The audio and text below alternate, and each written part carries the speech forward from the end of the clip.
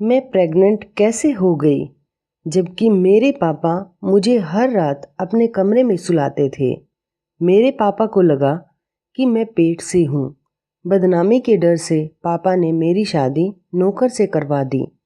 मैं बेकसूर थी, पर जब शादी के 6 महीने बाद ही मुझे बच्चा पैदा हुआ तो बच्चे को देखकर मेरे होश उड़ गए, क्योंकि ये बच्चा तो मैं थकी हारी कॉलेज से घर आई तो घर पर पापा को देखकर हैरान थी, क्योंकि पापा तो इस वक्त ऑफिस में रहते थे।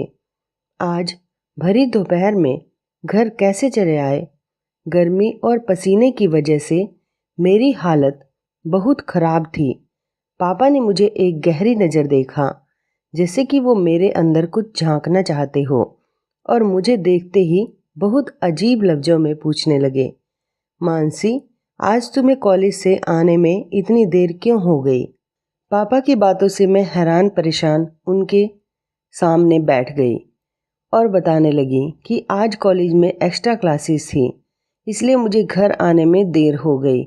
पापा ने सिर से पांव तक मेरी तरफ देखा और कहने लगे, बस इतनी सी बात। मुझे उनका ये पूछने का अंदाज बिल्कुल अच्छा नहीं लगा, पर ये कोई नई बात नहीं थी।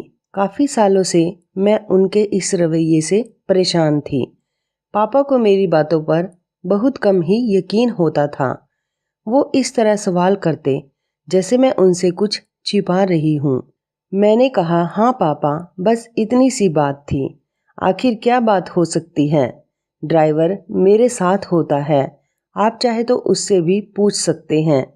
मुझे कॉलेज ले जाने और ले आने वाला ड्राइवर 24 से 25 साल का जवान लड़का था। उसका नाम आलोक था, लेकिन पापा को उस पर बहुत ज़्यादा भरोसा था। इससे पहले उसका बाप हमारे यहाँ नौकरी करता था। वो लोग बहुत शरीफ लोग थे। जब से मैंने कॉलेज आना जाना शुरू किया था, आलोक ही मुझे ले आने और ले जाने की जिम्मेदारी उठा रहा था। इतना यकीन दिलाने के बाद पापा को किसी तरह मेरी बातों पर भरोसा हुआ। फिर उन्होंने कहा, ठीक है, कमरे में जाओ और फ्रेश हो जाओ, फिर साथ बैठकर खाना खाते हैं। मुझे अपने पापा का यह अंदाज बिल्कुल अच्छा नहीं लगा। कहने को तो वो मेरे पापा थे, पर प्यार करना तो बहुत दूर की बात, वो मेरे साथ बहुत सख्ती से पेश आते। मेरी हर छोटी से छोटी हरकत पर उनकी नज़र होती थी। रात में वे कई बार मेरे कमरे का चक्कर लगाते थे। पता नहीं क्यों पापा को मुझ पर भरोसा नहीं था। जब मेरा गुस्सा थोड़ा ठंडा हुआ तो मैं फ्रेश होकर बाहर खाना खाने डाइनिंग टेबल पर आकर बैठ गई।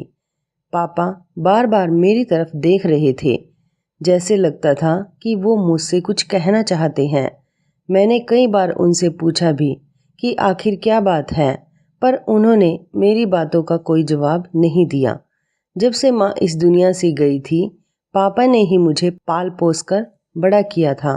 माँ की मौत के वक्त मेरी उम्र लगभग 10 साल की थी, पर अब मेरी उम्र 17 साल हो गई थी।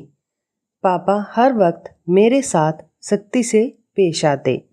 उनके इस रवैये से मैं अपने ही घर में घुटन महसूस करती। कॉलेज में मेरी एक दोस्त थी, श्वेता। उससे मेरी गहरी दोस्ती थी। कभी कभार मैं श्वेता के घर चली जाती। श्वेता का एक भाई था, आशुतोष। जब मैं श्वेता के घर जाती तो आशुतोष भी हम लोगों से बातें करने लगता। कभी कभी आशुतोष श्वेता को कॉलेज छोड़ने आता। आशुतोष की बातों से लगता वो मुझे पसंद करता है। वो एक अच्छा लड़का था, लेकिन पापा के खौफ से मैं कोशिश करती कि उससे दूर ही रहूं। लेकिन एक दिन मेरी बदकिस्मती थी, यह क्या थी मुझे नहीं पता। पापा मेरे पीछे कॉलेज आ गए और उन्होंने आशुतोष के साथ मुझे बात करते हुए देख लिया। पापा मेरे कॉलेज क्यों आए थे ये तो मुझे नहीं पता, पर उस दिन से मेरी जिंदगी में कयामत आ गई।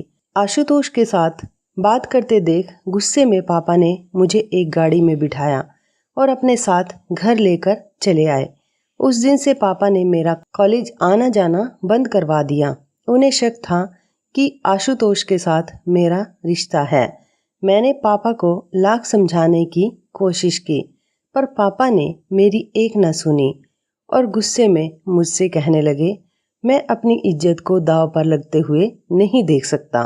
तुमने मेरे भरोसे को तोड़ा है। तुम्हारी माँ के गुजरने के बाद मैंने हर दिन तुम्हारी फिक्र में गुजारा है। इतनी पाबंदियों के बाद तुमने आज मेरे मुंह पर कालिक लगा दी। पापा की इस बात ने मुझे अंदर से झकझोर कर रख दिया था। मेरा रोना धोना कुछ काम नहीं आया और बिना किसी गुनाह के मेरी पढ़ाई बीच में ही अधूरी रह गई। जबकि आशुतोष के साथ मेरा ऐसा कोई रिश्ता नहीं था कि पापा के सामने मुझे शर्मिंदा होना पड़ता या पापा की इज्जत पर कोई आँच आती। मैं घर में बंद होकर रह गई थी और हर वक्त खामोशी से अपने कमरे में पड़ी रहती। हमारे घर में पैसे रुपए की कोई कमी नहीं थी, पर एक आज़ादी थी जिसके लिए मैं तरस रही थी। मेरे पापा को ही जब मेरे ऊपर भरोसा नहीं था तो मैं गैरों से क्या उम्मीद रखती। एक दिन मेरे पापा के दोस्त प्रमोद अंकल, जो कि मेरे पापा के बिजनेस पार्टनर भी थे, हमारे घर आए। वो आते ही मेरी पढ़ाई के बारे में मुझसे पूछने लगे। मैंने रोते हुए उन्हें सारी बात बता दी। वह पापा के पुराने दोस्त थे और अक्सर ही हमारे घर आ जाया करते थे, इसलिए मुझे उनसे कोई झिझक नहीं थी। मैं अपने दिल की हर बात उनसे आसानी से बता दिया करती थी। प्रमोद अंकल को जब मेरी पढ़ाई के बारे में पता चला तो उन्होंने समझाते हुए मुझसे कहा, तुम फिक्र मत करो, तुम्हारे पापा से बात कर, मैं तुम्हारी पढ़ाई फिर से चालू करवा दूंगा। प्रमोद अंकल की बातें सुनकर मुझे थोड़ी तसल्ली हुई, क्योंकि पापा प्रमोद अंकल की हर बात मानते थे। प्रमोद अंकल किसी दिन पापा से ये बात कहते, इससे पहले ही मेरी जिंदगी ने एक नया मोड़ लिया। एक दिन रात के वक्त मैं गहरी नींद में सोई हुई थी कि पापा अचानक मेरे कमरे में आए तो मेरे मोबाइल की घंटी बज रही थी। तो पापा ने मेरे मोबाइल को उठाया तो फ़ोन पर आशुतोष था। उसने मुझसे ये पूछताछ के लिए फ़ोन किया था कि उसे पता था कि उसकी वजह से मेरी पढ़ाई बंद करवा दी गई। ये बात मेरी सहेली श्वेता से उसे अभी अभी पता चली तो उसे बुरा लगा और उसने फ़ौरन फ़ोन कर लिया। लेकिन पापा ने उस फ़ोन का भी गलत मतलब निकाल लिया। उन्हें लगा था कि मेरा आशुतोष के साथ वाकई में कोई गहरा रिश्ता है। उसके चलते पापा ने मेरा मोबाइल फ़ोन छीन लिया और मुझे कमरे से बाहर निकलने तक के लिए मना कर दिया। ये सब होने के बाद मैं सारा वक्त कमरे में बंद रहती। कभी कभार प्रमोद अंकल आते तो मुझसे मेरे कमरे में मिलने चले आते। वो मुझे समझाते हुए कहते, बस कुछ दिन का इंतज़ार कर लो, मैं तुम्हारे पापा को तुम्हारी पढ़ाई के लिए मना लूँगा। अभी इन सब बातों को 2 दिन भी नहीं गुजरे थे कि एक दिन पापा मेरे कमरे में आए और मुझसे कहने लगे, आज के बाद तुम मेरे कमरे में सोया करोगी। मैं जवान लड़की थी और मेरे लिए पापा के साथ सोना यह शर्म की बात थी। मैंने पापा से कहा, मैं अपने कमरे में ही ठीक हूँ। मेरी बात सुनकर पापा ने गुस्से में कहा, क्यों, रात के वक्त कमरे में तुमसे मिलने कौन आता है? पापा की इस तरह की बातें सुनकर मेरी आंखों में आंसू आ गए और मैंने रोते हुए उनसे कहा, एक बार तो अपनी बेटी पर यकीन करें। पापा ने कहा, जितना भरोसा करना था मैंने कर लिया, पर आज के बाद तुम मेरे कमरे में ही सोया करोगी। उस दिन के बाद से पापा ने अपने कमरे में मुझे सुलाना शुरू कर दिया। पापा के कमरे में सोते समय मैं सारी सारी रात जागते हुए गुजार देती, क्योंकि पापा के कमरे में सोना मुझे अच्छा नहीं लगता था। सारी रात जागने की वजह से जब मैं अपने कमरे में जाती तो पूरा दिन सोते हुए गुजारती। अभी इन सब बातों को 3 महीने ही गुजरे थे कि अचानक मेरी तबीयत खराब होने लगी। ऐसा लगता था कि मेरा सिर भारी हो रहा है और मुझे चक्कर आ रहे हैं। पापा ने जैसे ही मेरी बिगड़ती हुई तबीयत को देखा तो उन्हें यकीन हो गया कि मैं प्रेग्नेंट हूँ। मेरी ये हालत देखकर पापा ने गुस्से में मुझसे कहा, देखा, तुम्हारे गलत काम का नतीजा हमारे सामने आ गया। जिस बात का मुझे डर था वही हुआ। तुम उस लड़के से फ़ोन पर बातें ही नहीं करती, बल्कि तुमने हमारे खानदान की इज्जत भी मिट्टी में मिला दी। अब हम कहीं मुंह दिखाने के काबिल नहीं बचे। पापा की ये बातें सुनकर मेरे सिर पर आसमान गिर गया। पापा बदनामी के डर से ना तो मुझे अस्पताल ले जाना चाहते थे और ना ही मेरी किसी भी बातों पर यकीन कर रहे थे। ये सब होने के बाद पापा ने तुरंत फ़ोन कर प्रमोद अंकल को घर पर बुला लिया और उन्हें भी यह खबर इस तरह सुनाई कि मैं शर्म के मारे ज़मीन में धंस गई। प्रमोद अंकल भी यह खबर सुनकर परेशान हो गए और उन्होंने मेरी तरफ देखते हुए कहा, मानसी, पहले मुझे लगता था कि तुम्हारे पापा को गलतफहमी है, पर तुमने तो उनकी इज्जत मिट्टी में मिलाकर रख दी है। एक बार भी अपने पापा के बारे में नहीं सोचा। प्रमोद अंकल ने मेरे पापा को मशवरा दिया कि अगर तुम्हें लगता है कि तुम्हारी बेटी ने वाकई में गलत काम किया है तो तुम रातों रात इसकी शादी करवा दो, ताकि इस बच्चे को पिता का नाम मिल जाए और ये बात छुपी की छुपी रह जाए और तुम बदनामी से भी बच जाओ। मुझे प्रमोद अंकल से इस तरह की उम्मीद नहीं थी। मुझे लगता था कि शायद वह मेरी बातों को समझेंगे। पापा और प्रमोद अंकल अभी यही सब बातें कर रहे थे। तभी आलोक उन दोनों के लिए चाय बनाकर ले आया। आलोक को सामने देखते ही पापा ने अचानक उससे पूछ लिया कि क्या तुम मानसी से शादी करोगे। पापा की ये बात सुनकर मैं सदमे में आ गई कि पापा कैसे मेरी शादी एक नौकर से करवा सकते थे, जबकि मैंने कोई गुनाह भी नहीं किया था और ना ही मैं प्रेग्नेंट थी। आलोक ने मेरी तरफ देखकर हकलाते हुए बोला, साहब, आप ये कैसी बातें कर रहे हैं? मैं मानसी मेम साहब से शादी कैसे कर सकता हूँ? पापा ने आलोक को समझाते हुए कहा कि अगर वो मुझसे शादी करेगा तो उसकी पूरी ज़िंदगी बदल देंगे, बल्कि उसके माँ बाप की सारी ज़रूरतें भी पूरी करवा देंगे। पापा के इतने समझाने के बाद आलोक मुझसे शादी करने को तैयार हो गया और अगले 1-2 दिनों में मेरी शादी आलोक से करवा दी गई। मैं चाहकर भी इस शादी को मना नहीं कर पाए और ना चाहते हुए भी आलोक से शादी कर ली। पापा ने आलोक को गिफ्ट में एक फ्लैट दिया। शादी होने के बाद आलोक मुझे उसी फ्लैट में लेकर आया। आलोक को मैंने अपना पति होने का हक नहीं दिया था। मैं और आलोक अलग अलग कमरे में रहते थे। मैं उससे झूठ की बातें करती और अपने कमरे में बंद हो जाती। आलोक को मुझसे कोई शिकायत नहीं थी। वो हर वक्त मुझे खुश करने की कोशिश में लगा रहता। हमारी शादी को 2 महीने गुजरे कि धीरे धीरे करके मेरी तबीयत खराब होने लगी और मेरा पेट बताने लगा कि मैं पेट से हूँ।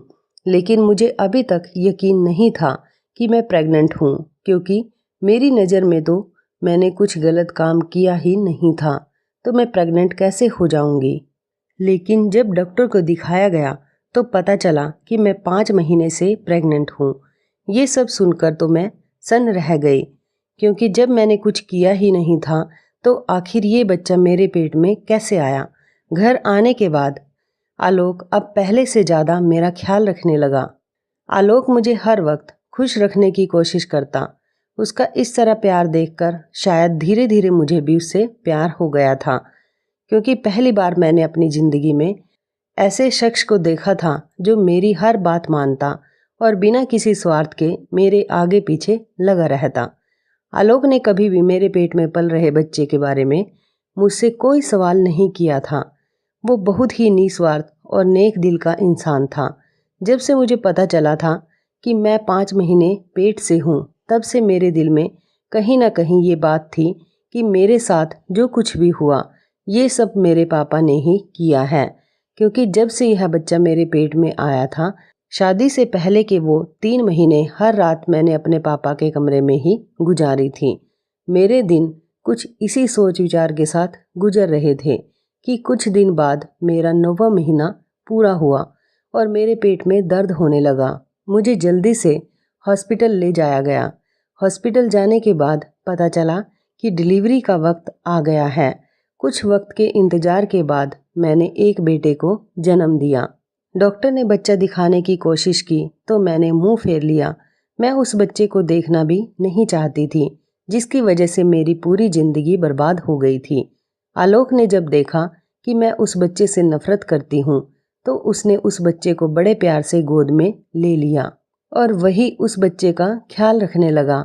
हॉस्पिटल से छुट्टी के बाद हम घर आ गए। आलोक दिलो जान से मेरा और बच्चे का ख्याल रख रहा था।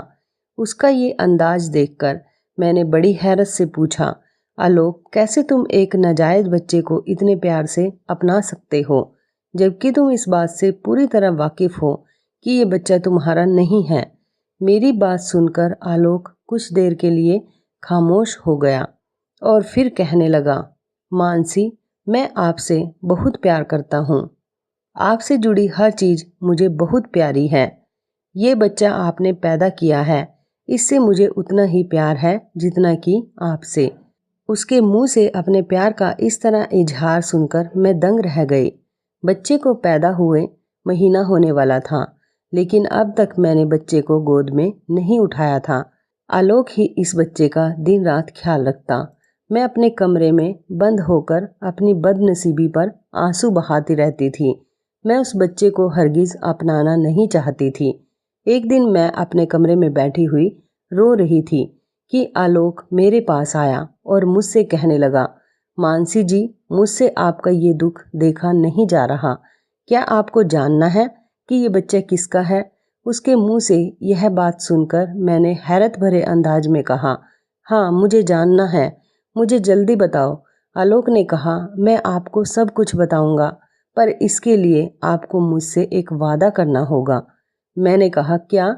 यही कि ये सच्चाई जानने के बाद आप इस बात को अपने दिल में दफन कर लेंगी और किसी को नहीं बताएंगी, क्योंकि ये बात अगर किसी को भी पता चली कि ये बच्चा किसका है तो हमारे बच्चे के भविष्य पर बहुत बुरा असर पड़ेगा।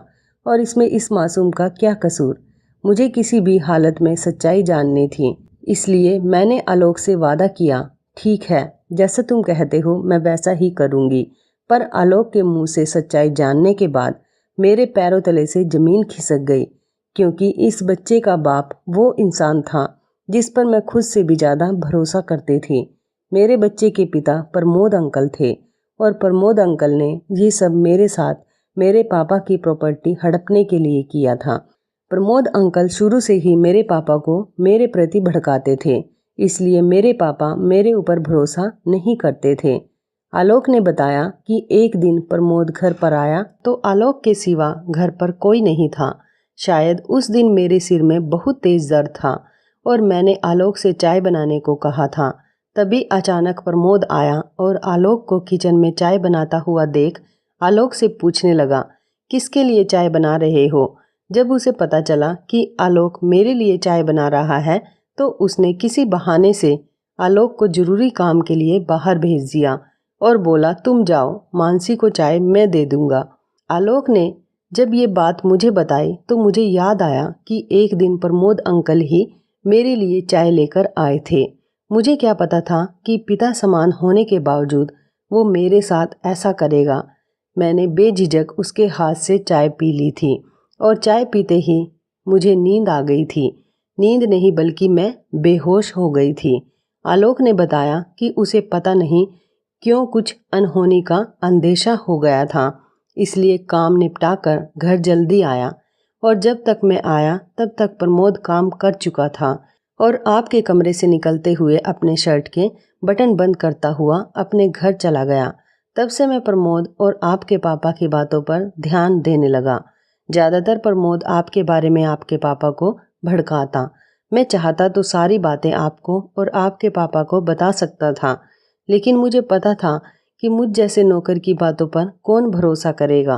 पर आपके साथ जब आपके पापा शक्ति से पेश आते थे तो मुझे बहुत बुरा लगता। मानसी जी, भले ही मैं आपके घर का नौकर या ड्राइवर था, पर आपके साथ ऐसा होता हुआ देख मेरा दिल तड़प उठता था।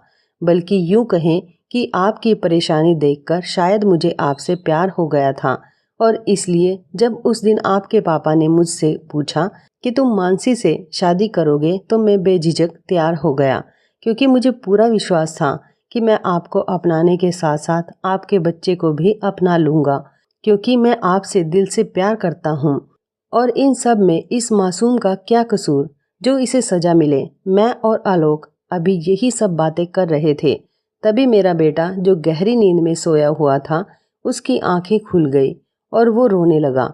आलोक ने ज़बरदस्ती बच्चे को मेरी गोद में डाल दिया तो ममता से मेरा दिल तड़प उठा और मैंने उसे सीने से लगा लिया और फूट फूट कर रोने लगी।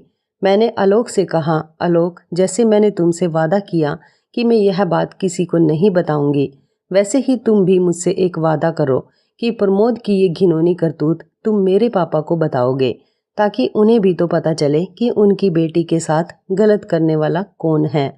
और आज तक जो वो मेरे ऊपर शक करते आ रहे थे, उनकी बेटी गलत नहीं बल्कि उनका सबसे करीबी दोस्त गलत है, जिस पर वो खुद से भी ज़्यादा भरोसा करते थे। आलोक ने कहा, पर यह बात अगर आपके पापा ने किसी को बता दी तो? मैंने आलोक से कहा, पापा ये बात किसी को नहीं बताएंगे, मैं पापा को समझा लूँगी, अपने लिए ना सही पर अपने बच्चे के लिए। बस ये बात मैं उन्हें इसलिए बताना चाहती हूँ कि उन्हें भी सच्चाई का पता चले। आलोक ने उसी वक्त फ़ोन करके पापा को बुलाया और सारी सच्चाई बताई। पापा को जब ये बात पता चली तो वो मेरे सामने हाथ जोड़कर फूट फूट कर रोने लगे और कहने लगे, मानसी, मुझे माफ़ कर दो, मैंने अपनी बेटी पर भरोसा ना करके बहुत गलत किया, और अगर इस बच्चे की बात ना होती तो मैं अभी और इसी वक्त प्रमोद को जेल भिजवा देता। पापा उसी दिन मुझे और आलोक को अपने साथ लेकर चले गए और प्रमोद से सारे रिश्ते नाते तोड़ दिए। मैंने और आलोक ने एक वादा किया कि हम गैरों से ज़्यादा अपने बच्चे की बातें सुनेंगे, क्योंकि जो मेरे पापा ने मेरे साथ किया कोई भी पेरेंट्स अपने बच्चों के साथ ना करें, क्योंकि अगर मेरे पापा ने मुझ पर भरोसा किया होता तो आज मुझे ये सब भुगतना नहीं पड़ता। दोस्तों, आपको क्या लगता है, क्या मानसी, उसके पापा और आलोक ने ये सही किया, जो उस पापी को सजा के बिना ही छोड़ दिया, जिसने बहुत बड़ा पाप किया था, जो उसने अपने दोस्त की बेटी के साथ किया था, जो उसकी बेटी की उम्र की थी, या फिर उसको सज़ा जरूर मिलनी चाहिए थी? और दूसरा, मानसी के पापा के बारे में आपकी क्या राय है? आप हमें कमेंट बॉक्स में ज़रूर बताएं। तो इस कहानी के बारे में आपकी क्या राय है, कमेंट करके ज़रूर बताइएगा। दोस्तों, आपको हमारी ये मज़ेदार कहानी मैं प्रेग्नेंट कैसे हो गई कैसी लगी? आप हमें कमेंट बॉक्स में ज़रूर बताएं। यदि आपके पास भी ऐसी कोई प्यारी सी कहानी है या फिर ऐसी कोई और कहानी जिससे कुछ शिक्षा मिले, तो आप हमारे साथ उसको ज़रूर शेयर करें। दोस्तों, यदि आपको हमारी ये वीडियो अच्छी लगे तो आप हमारी इस वीडियो को लाइक शेयर ज़रूर करें और ऐसी ही दिल को छू लेने वाली प्रेरणादायक कहानियाँ सुनने के लिए हमारे चैनल को भी सब्सक्राइब करें। और यदि आप हमें फेसबुक पर देख रहे हैं तो आप हमारे फेसबुक पेज को लाइक और फॉलो ज़रूर करें। तो दोस्तों, फिर मिलते हैं ऐसी ही ज़बरदस्त कहानी या टिप्स के साथ नई वीडियो में। तब तक के लिए धन्यवाद। आप सभी अपना ख्याल रखना। आपका दिन शुभ व मंगलमय हो।